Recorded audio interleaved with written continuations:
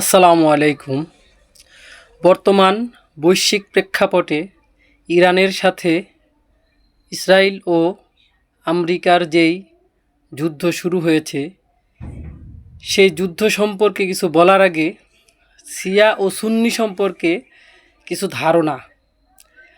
বর্তমানে বেশ কিছু বই পড়ার সৌভাগ্য হয়েছে এবং নেট থেকে গবেষণামূলক বিষয়গুলো দেখছি।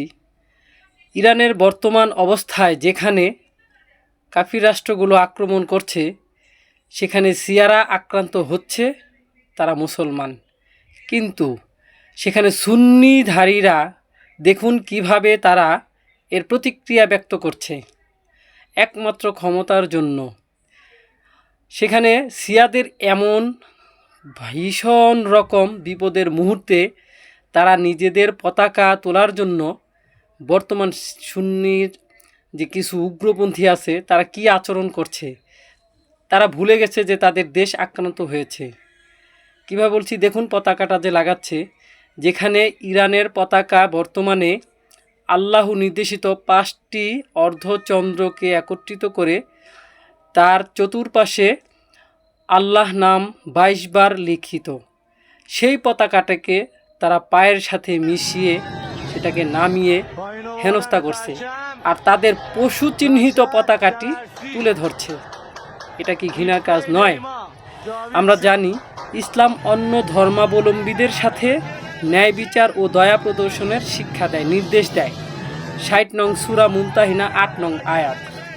কিন্তু নিজের স্বদেশ ভূমি যখন আক্রান্ত হয়, নিজের ধর্ম যেখানে হুমকির মুখে, সেখানে এই ধরনের আচরণ। তাহলে শুনুন কথাগুলো, আল্লাহ কি নির্দেশ দিয়েছেন। আপনি কাদের বন্ধু বানাচ্ছেন? সূরা 3 আল ইমরানে আল্লাহ বলেন 28 নং আয়াতে, মুমিনগণ যেন মুমিনদের বাদে কাফিরদের বন্ধু হিসেবে গ্রহণ না করে, আর যারা এরূপ করবে আল্লাহর সাথে তাদের কোনো সম্পর্ক থাকবে না। এই আয়াতে স্পষ্ট করা হয়েছে যে মুমিনদের প্রথম অগ্রাধিকার হবে অন্য মুমিনদের সাথে সুসম্পর্ক ও ভ্রাতৃত্ব বজায় রাখা। 5 নং সূরা আল মায়েদা আয়াত নং 51 আল্লাহ বলেন, হে মুমিনগণ, তোমরা ইহুদি ও নাসারাদের বন্ধু হিসেবে গ্রহণ করো না, তারা একে অপরের বন্ধু। তোমাদের মধ্যে যে তাদের সাথে বন্ধুত্ব করবে সে তাদেরই একজন গণ্য হবে। এখানে দ্বীনি ও কৌশলগত মিত্রতার কথা বলা হয়েছে, যা মুসলিম উম্মাহর স্বার্থের পরিপন্থী হতে পারে। 4 নং সূরা নিসা আয়াত নং 144, হে ঈমানদারগণ, তোমরা মুমিনদের পরিবর্তে কাফিরদের বন্ধু বানিও না। তোমরা কি নিজেদের বিরুদ্ধে আল্লাহর প্রকাশ্য দলিল কায়েম করতে চাও?